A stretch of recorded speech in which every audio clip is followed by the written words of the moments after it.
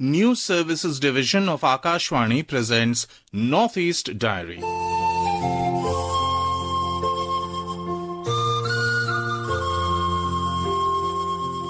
Good evening and a warm welcome to another episode of Northeast Diary, your window into the vibrant cultures, inspiring stories and unfolding events across the 8 jewels of India's Northeast.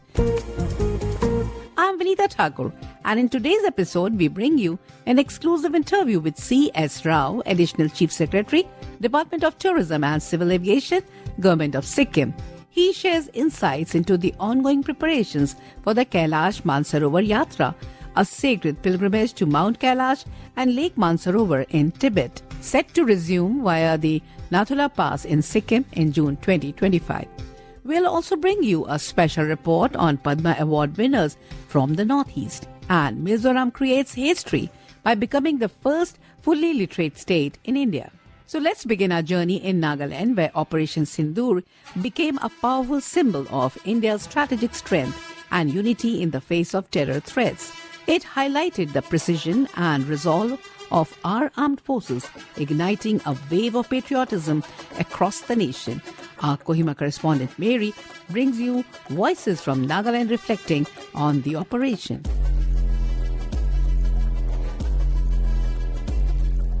As the nation stands united in pride, citizens from all corners are saluting the courage of the men and women in uniform. Today, we bring you some voices of citizens from Nagaland reflecting on the operation. Operation Sindoor is interpreted as a symbol of India's identity, which aroused the feelings of nationalism, unity, deliverance, justice, national pride, and communal harmony. Even today, this operation also made Indians rethink about their culture and the supreme sacrifices made. This operation can be considered as the revival or rebirth of India's unity and her strength. Pahalgam attack के बाद अपने देश के प्रधानमंत्री जी ने जो निर्णय लिए और उनके नेतृत्व के अंदर हमारे देश की सेना ने जो कदम लिए और जिस तरह से उन्होंने पूरे परिस्थिति को संभाला, काफी प्रशंसनीय है। और जिन लोगों ने अपने जान गंवाए, उन लोगों को मेरी तरफ से नमन। Operation Sindoor was a message to the world and to ourselves that India stands prepared, alert, and united in the face of any challenges. To the brave soldier guarding our border, we salute your courage and sacrifices. You are the nation's shield, standing tall through every season, day and night. We draw strength from your dedication and are committed to upholding the values you live by. Our military strength is not just in number, but in strategy, innovation, and resilience. I feel proud to be a part of a country that prioritizes safety and confident that our future is secured in the hands of those who serve with honor. Jai Hind. Operation Sindoor is a powerful reminder of the bravery and dedication of the armed forces. Their unwavering commitment to safeguarding the nation continues to inspire and reassure us all.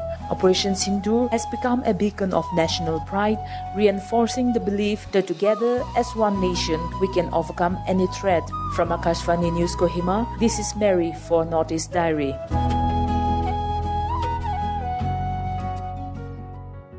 Mizoram has made history by becoming the first fully literate state in India. Here is a report from our Aizawl correspondent Isaac. Chief Minister of Mizoram Lal Duoma, in the presence of Union Minister of State for Education Jayant Chowdhury, declared Mizoram a fully literate state on Tuesday, marking a historic milestone in its educational journey. This achievement places Mizoram as the first state in India to achieve full literacy.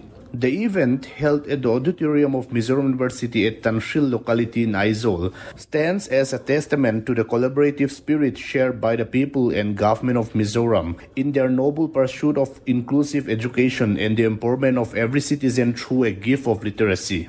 I hereby with pleasure declare Mizoram as the first fully literate state in the country.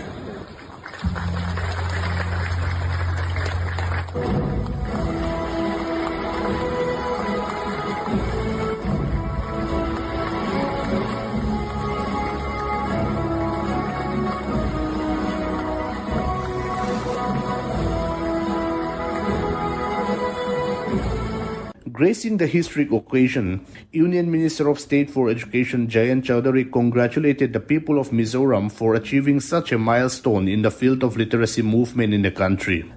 As you know, our definition of literacy, the Indian conceptualization has now been accepted globally.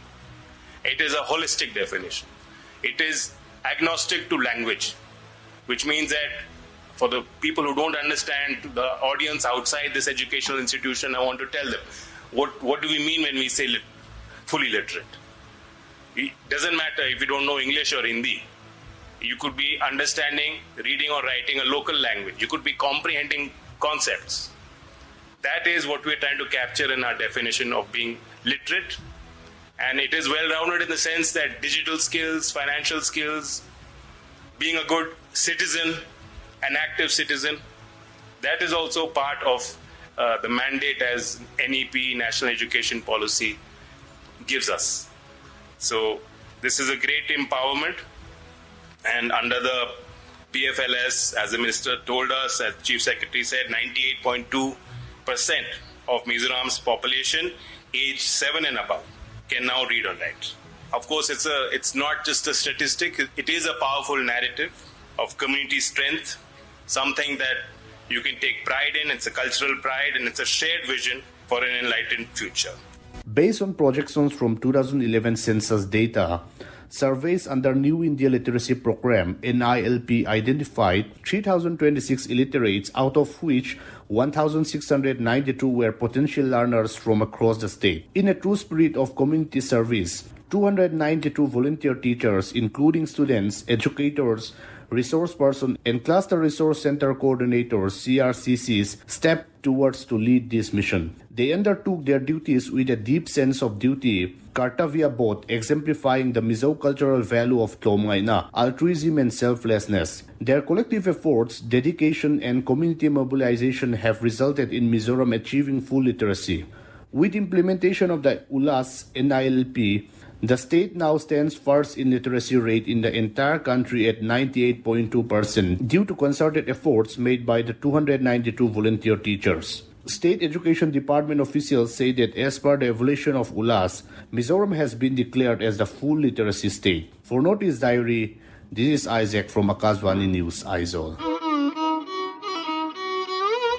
Folks, in the serene landscapes of Noklak, a remote village in Nagaland, one man's passion for fruit farming has grown into something remarkable. L. Hangthiang, a humble yet visionary farmer, has been honored with India's prestigious Padma Shri Award 2025 for his dedication to cultivating non-native fruits. He is among the 57 personalities conferred with the award by the President of India, Draupadi Murmu, on May 27. Our Kohima correspondent Asuno brings us more. L. Hangting from Noklak district in Nagaland was conferred the Padma Shri by the President of India in recognition of his contribution in the field of agriculture. The award was presented at the second civil investiture ceremony held at Rashtrapati Bhavan in New Delhi on 27th May. Shri L. Hangting, Krishi. Mr. Hunting shared his excitements over this prestigious award. Today, I offer my heartfelt gratitude to God and the people of Nagaland. I am delighted to share my excitement upon receiving the 2025 Padma Shri Award. My name is L. Hangting from Noklak, Nagaland. I was honored with the Padma Shri Award in the field of agriculture for the state of Nagaland. For this, I'd like to express my sincere thanks to the Government of India for this great honor. I also extend my gratitude to my wife, children, brothers and sisters, and farmers' societies. My thanks also go to the Government of Nagaland and the concerned departments for their unwavering support in helping me achieve this recognition. This award is not just for me, it belongs to the people of Nagaland. I'd also like to convey my deep appreciation and respect to the Padma Award Selection Committee for bestowing this honor upon me. I hope this recognition will inspire all sections of society to move forward with greater determination. Thank you. A progressive farmer, Mr. Hunting was the first person to set up plantation nursery in Noklak district. The nursery later became Jungyang Nursery and Horticulture Farming Society. It played a pioneering role in introducing several non-native fruits, plants and vegetable saplings to Noklak district. Today, his persistence has also touched nearly 40 villages where several families and self-help groups are thriving thanks to his efforts. From the hills of Noklak to the hearts of India, the fruitman L. Hunting stands as a true testament to the transformative power of dedication. For Northeast Diary, this is Asunyo from Akashvani News, Kohima. Honorable President Draupadi Murmu has also conferred the Padma Shri Award in the field of social work to Jumde Yomgam Gamlin, a prominent social activist from Arunachal Pradesh. The award ceremony took place at Rashtrapati Bhavan in New Delhi on Tuesday, May 27. Our Itanagar correspondent, Ken P. Reba, has more details regarding this. A renowned social worker from Arunachal Pradesh, Jumka Yongam Gamlin, has been conferred the prestigious Padma Shri Award for her diligent efforts in drug de-addiction and rehabilitation. President Draupadi Murmu presented the Padma Shri Award to Srimati Gamlin at the Rashtrapati Bhavan in New Delhi on Tuesday in recognition of her commitment to community-based initiatives that have transformed lives, particularly in the Upper Siang district of Arunachal Pradesh. In response to the news, Chief Minister Pema Khandu, in a social media post, congratulated Srimati Gamlin on receiving the Padma Shri. Khandu said that the state is immensely proud of Srimati Gamlin.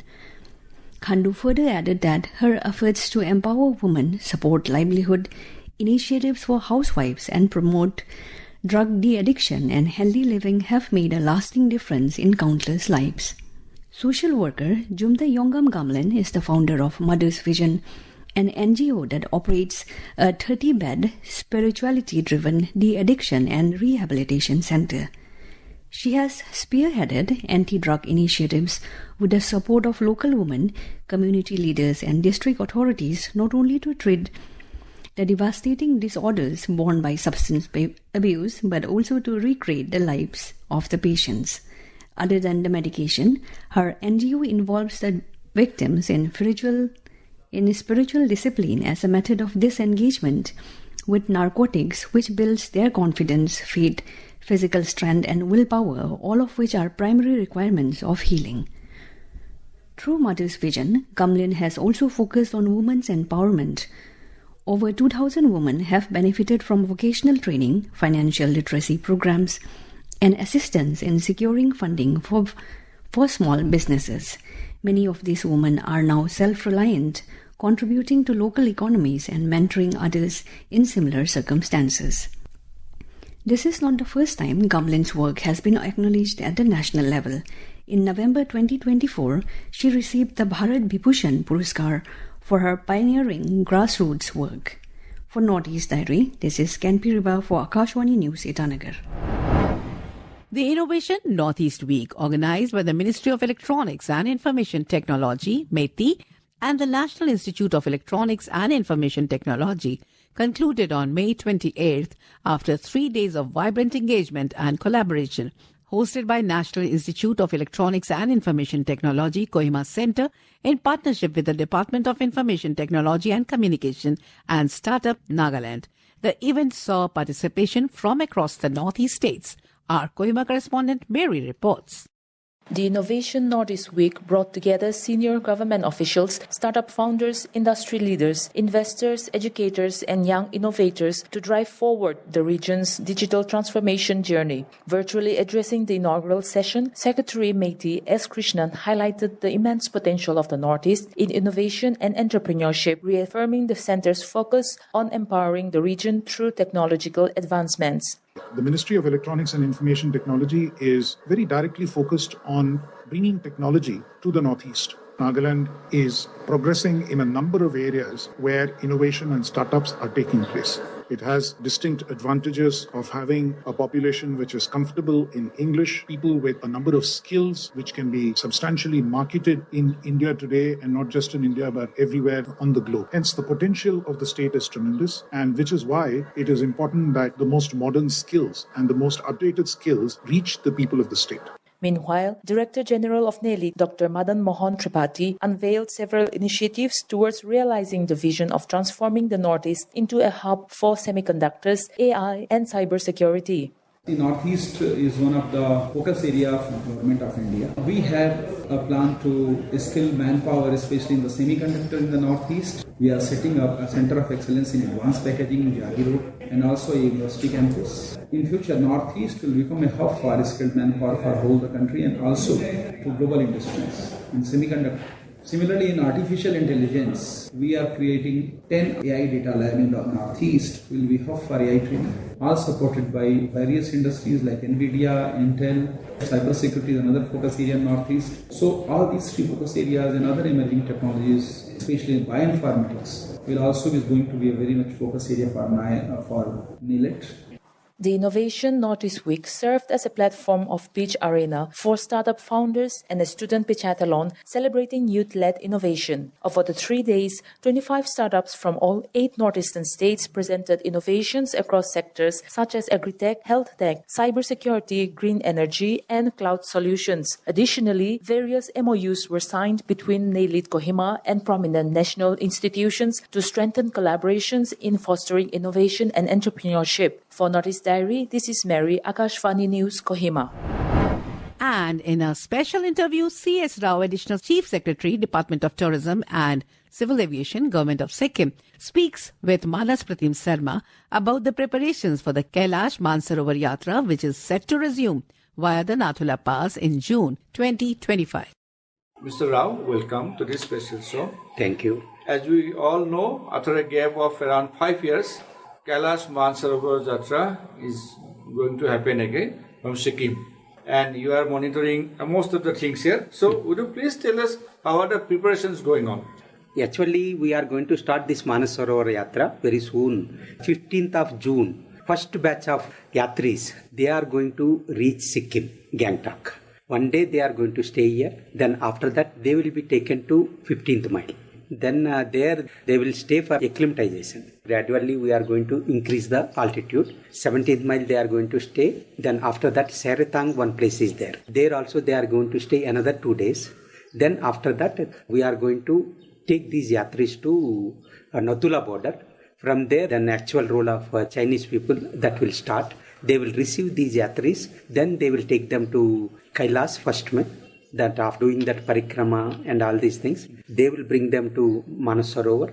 Then again parikrama will be there. Then they will be handed over to us at Nathula. Entire yatri time is around 20-21 days. Actually, the first batch, if you see, I said that the 15th they are going to reach Gangtok. But they are going to report in Delhi on 11th itself. After reporting, they are going to collect their passport and all these things. Then their passport will be processed for visa, then medical checkup and all these things. 3-4 days they are going to stay in Delhi. Then after that they are reaching Gangtok. Long back we have started our preparations, because actually if you see the background of this Manasarovar Yatra, we started in the year 2015.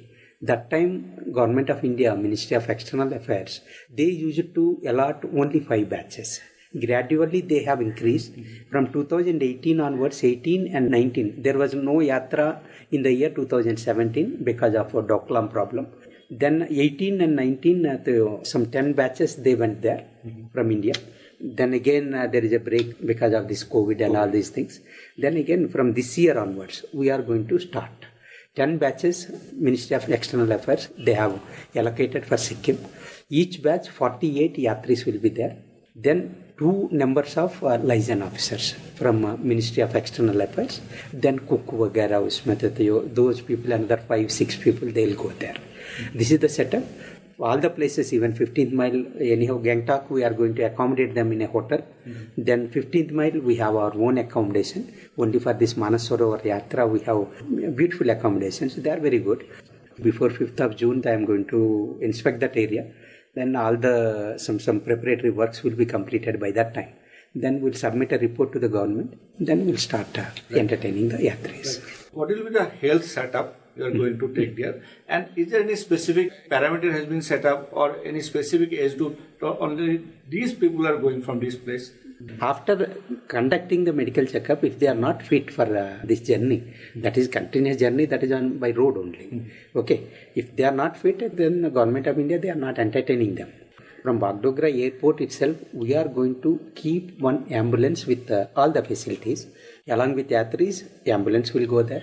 Then we have requested army authorities, ITBP is there. We have requested them to provide all the support, all the logistics, not only medical this thing. If there is any landslide, if there is any emergency, immediately they will come into picture. You might have seen that even our tourists, if they are staggered in some places, immediately army people, they are involving, they are extending all the supports to evacuate them. These things are happening. There will not be any problem. If you see health-wise, health facility-wise, we have fully equipped. Then 1200 bedded hospital is there in Gangtok. Then in Cheritang also we have a primary health center. All the required facilities we have already provided. We have given instruction to health department. They are also arranging the minimum required facilities. Then anyhow army is there if there is any emergency.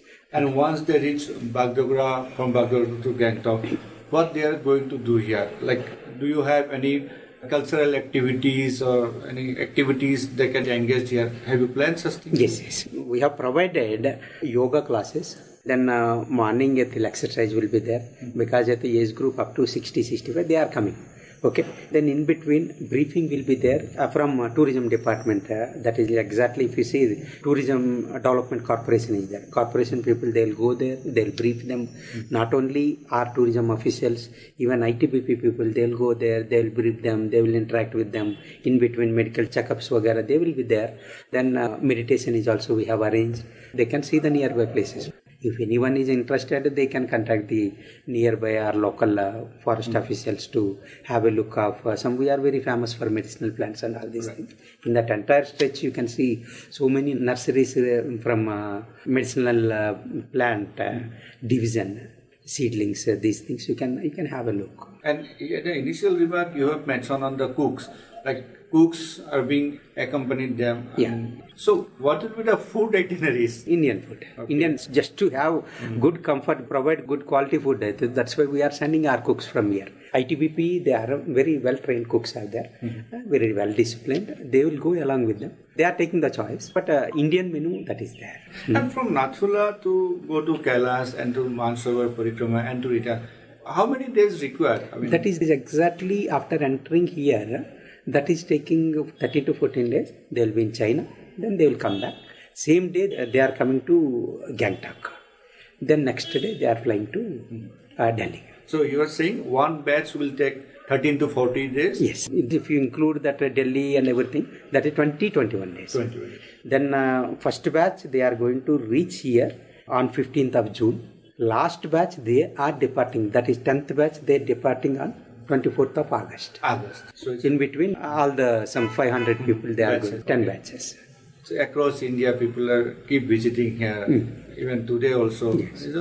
Gangtok is full of tourists. So how this resuming of Kailash Mansarovar Yatra, since you are heading this department, is going to help in coming days our local tourism? First of all, I want to tell you, this is a developing international relationship. Right. Plus, tourism, it is a great support, Manasarovar Yatra. People, they are starting their yatra from Delhi.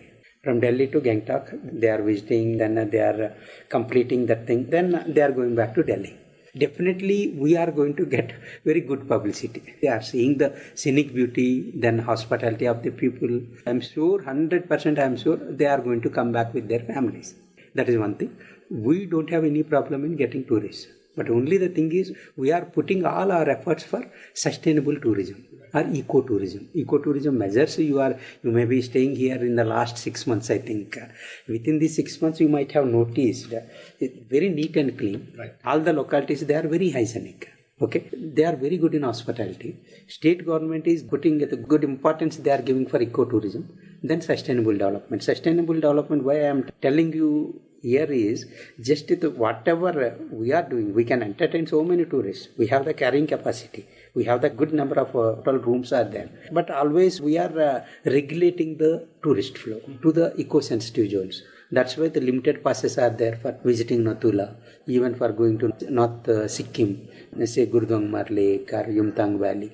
We are putting some restrictions. Regulations only. We are not denying anyone, but not in some one particular day we are not allowing this many, so much of huge crowd. That control is there. But here if you see, they are going to visit again the state.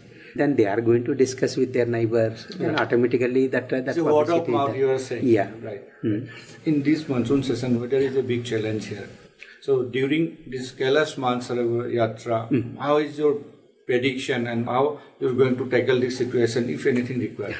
Actually, earlier only one way we were entertaining the tourists for going to Nathula. Very recently what we did, we have taken that initiative. Both the ways means through 3rd mile, JN Road 3rd mile you can enter. Otherwise, Padamchan, Juluk, Nathang, in that route, opposite route also, tourists they can enter, they can have a look of Nathula, they can reach Nathula and all these things. Though exact monsoons, they are going to touch Sikkim in the last week of May. But here rains, they have already started. So far, by God's grace, NH10 is not closed. We are putting all our efforts to open that with the help of Government of India. That NH10 is open. There will not be any problem for connectivity. Right. And finally, what message you would like to convey to those people who are coming for the Yatra via Nathula? Okay. Actually, our state is very small. That is 7,096 square kilometers only. But within this small portion, we have different vegetations. Majorly, some 6 different vegetations are there. In these 6 vegetation types, if you start from beginning, our lowest altitude is 300 meters. Below 300 meters, we don't have any land of ours. Okay, our land will start only from 300 meters. 300 to 900 meters. Tropical semi-evergreen forests are there. Then subtropical moist deciduous forests are there, 900 to 1800 meters. 1800 to 2700, we have Himalayan wet temperate forests.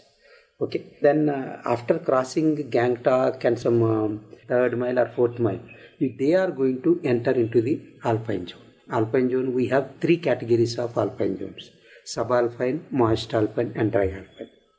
Subalpine is going to start from 2700 to 3700, that is 1000 meters altitude. Then 3700 to 4000 moist alpine is there. Then 4000 meter and above, that is dry alpine. These are the categories. They are hardly covering at only 49 kilometers from Gangtok. 49 kilometers Gangtok to Nathula distance. Within these 49 kilometers, they are going to have 3 or 4 different vegetation types. That is the beauty. Nowhere in our country, nowhere in the world it is possible. Though the area is small, altitudinal variation, that is varies from 300 meters to 8,586 meters, that is Mount Kanchenjunga. That is the thing. Very beautiful place. My suggestion to all the yatris, please try to carry the required woolen clothes. That is one thing. Then regular medicines you please try to carry. That may not be available with us. Normal medicines, everything that will be available with us. We will take good care of your health and all these things. There will not be any problem. 100% wholehearted support will be there to complete your yatra from Sikkim government side. Then our officers and staff, they are always with you. Then within seconds, action taken period, that is hardly not even 5-10 minutes. Okay, our people always, they will be available. They are very good in hospitality. Please do come and try to enjoy our hospitality. Have a nice trip to Kailash Manasarovar Yatra. Thank you. You have just heard a thought-provoking conversation with C.S. Rao, Additional Chief Secretary, Department of Tourism and Civil Aviation, Government of Sikkim. The interview was conducted by Manas Pratim Sarma, correspondent, Akashvani, Gangtok. And that brings us to the close of this edition of Northeast Diary. Do join us again next week for more inspiring stories from this enchanting part of India. Until then, goodbye and take care. This program was presented and produced by Vinita Thakur with assistance from Kumar Gaurav. It was brought to you by the News Services Division of Akashvani.